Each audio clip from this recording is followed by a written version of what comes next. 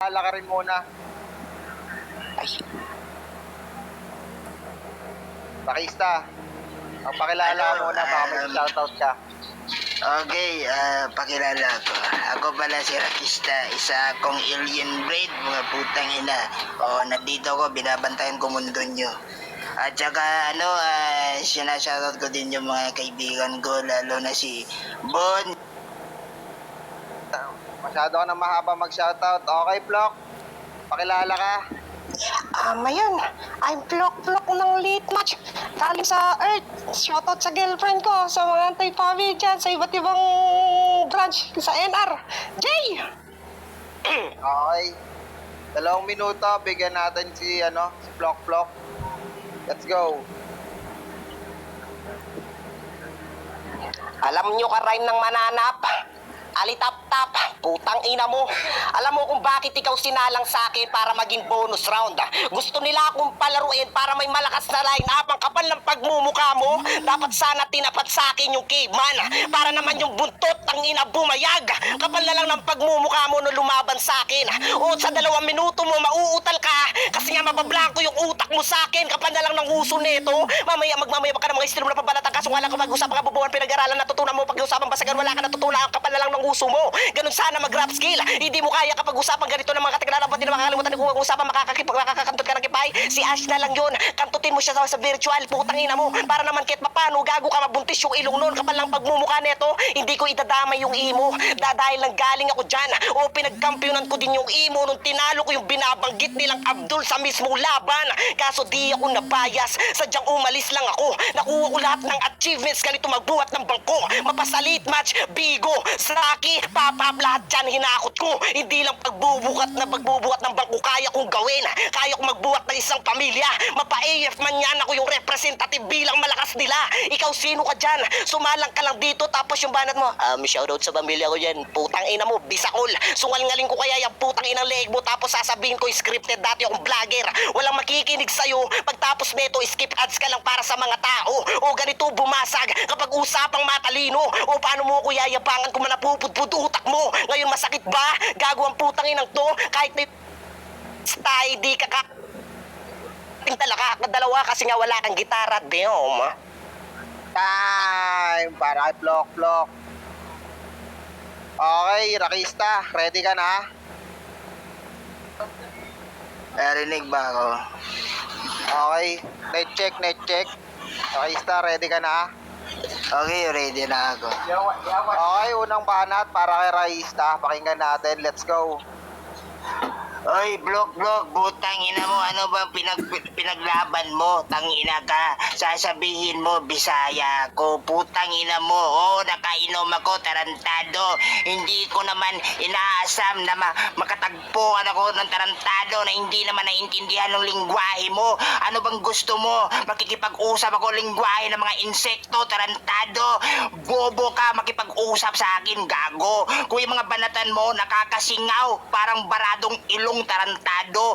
Masyado kang bobo, putang ina mo, tabatsoy ka. Kapag may pistahan, nagiging pistahan ka. Sana gawin ka na lang baboy tapos tutuhugin ka ng kawayan sa puwet mo kasi yung puwet mo putang ina mo, malaki butas ng puwet mo, tang ina mo, mabaho yung hininga mo. At saka sasabihin ko sa'yo, kung ikaw magaling ka sa makipag-freestylean, tarantado, hindi ka magaling, mabaho lang talaga utak mo. Kung sasabihin ko sa'yo, ako yung pinakamalaking langaw na kapatong sa ulo mo, mamamanhid yung utak mo. Tawagin mo akong Rakista, ako yung gagalaw sa utak mo, ako yung yayanig sa mundo mo, tarantado. Huwag mo kong yayabangan sa mga nauna dito na kay pagbasagan, tarantado.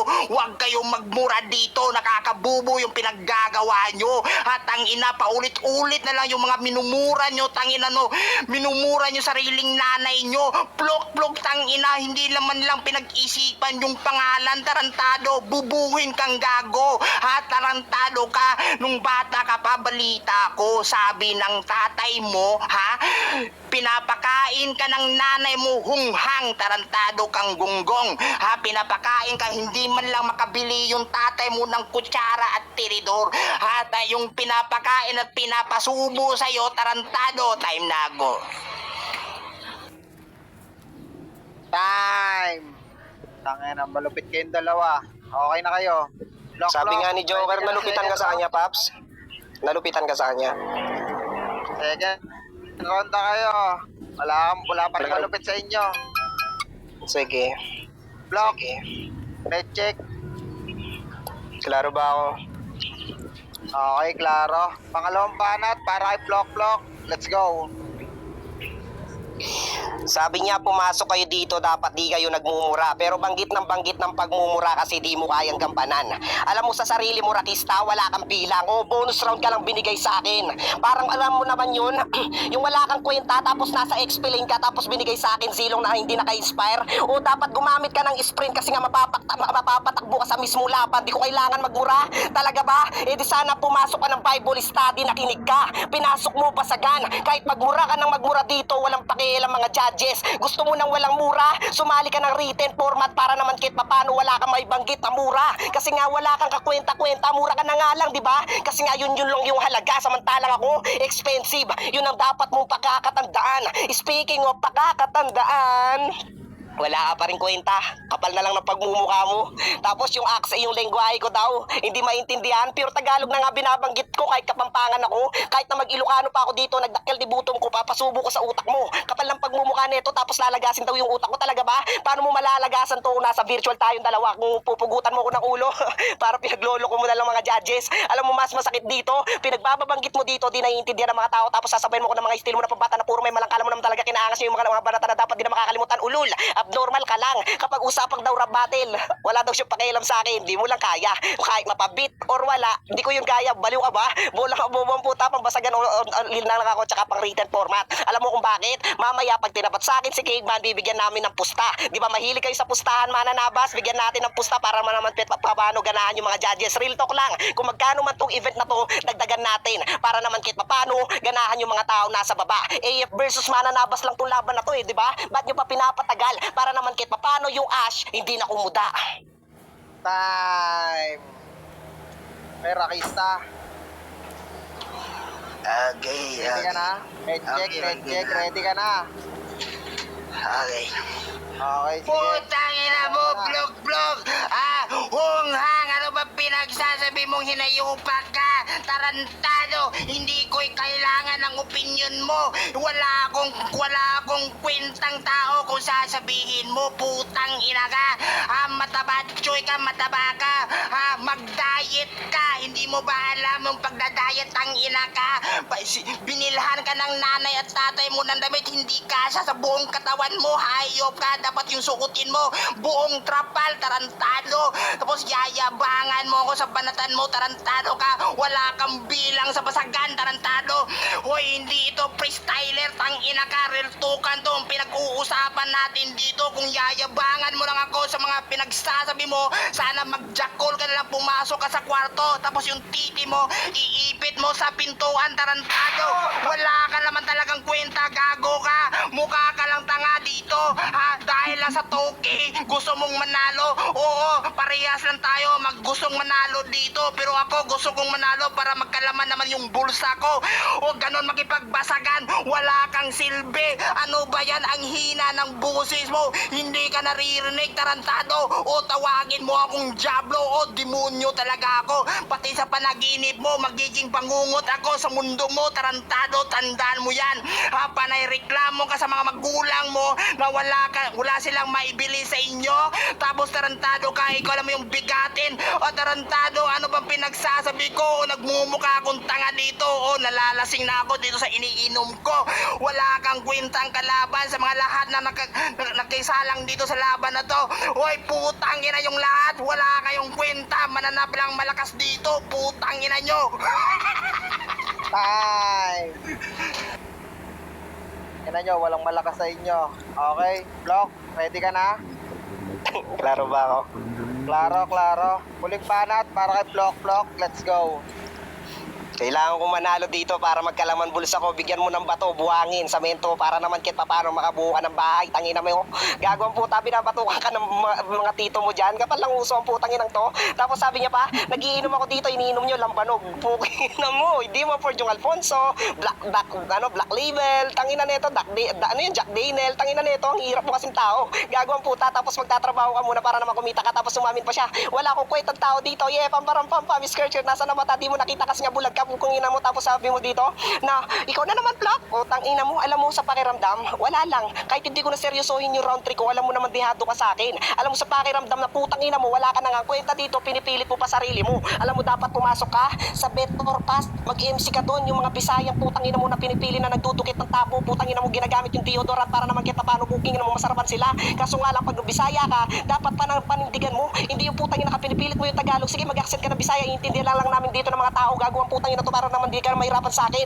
Gagawang putang ina to, pinipilit mo sarili mo sa akin, ang kaso nga lang hindi kita gusto. Ang gusto ko dito si Lia, kasi nga siya yung girlfriend ko, puging ina ka. Pag ikaw naging babae, gago ka, susungal ngaling kung uso mo, tapos ipapamigay ko sa mga Bisaya katulad mo, gago ka, kumakantot ka ng puno na mangga, kala mo naman puno na saging, gago. Ang putang ina dito, ang purpur mo, gago ka, tapos sasabihin mo dito wala kang pera, dapat lang, gago ka, tamad ka kasing lalaki. Puging ina mo, kung nagtatrabaho ka lang, para naman kahit papaano, bibigyan ka ng 500, puging ina mo, pambibili mo ng alak, maski na pambili mo ng pagkain, para naman mabusog ka, ang kaso nga lang dinadaan mo sa alak. Pag ikaw nagsuka ng dugo, putang ina mo, kasalanan mo na yan. O payo kaibigan lang to, putang ina ka, para naman kahit papaano, maranasan mo yung mahalin ka ng mga tao katulad ko. Pre! Time! Oh, wala talagang ano sa inyong dalawa. Pakista, ready ka na? Sa huling banat mo? Okay, Okay, huling banat para kay Raista. 2 minuto, let's go.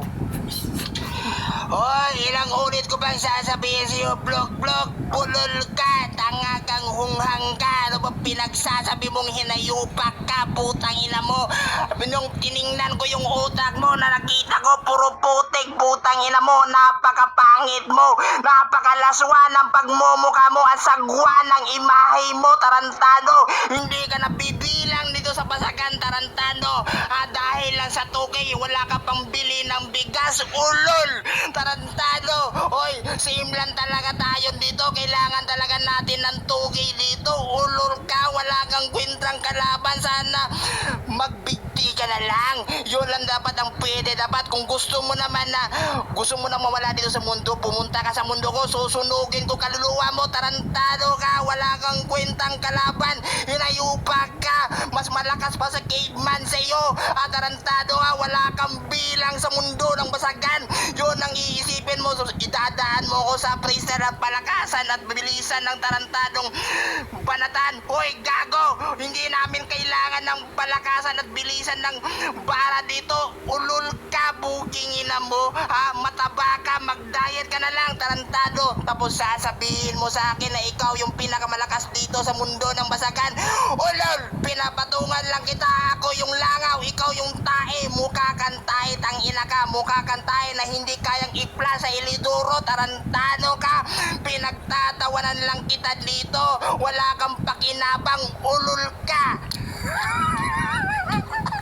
Time!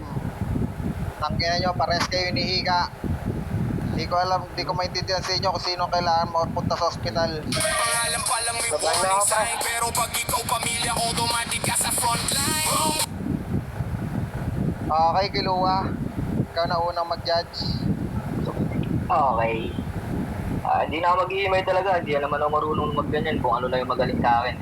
Round 1, round 2 ako block. Round 3, pumasok sa akin sino to si Rakista, natutuwa ako sa'yo. Sige, ano sa akin, block ako, block. Okay, Ate Royal. Ikaw na.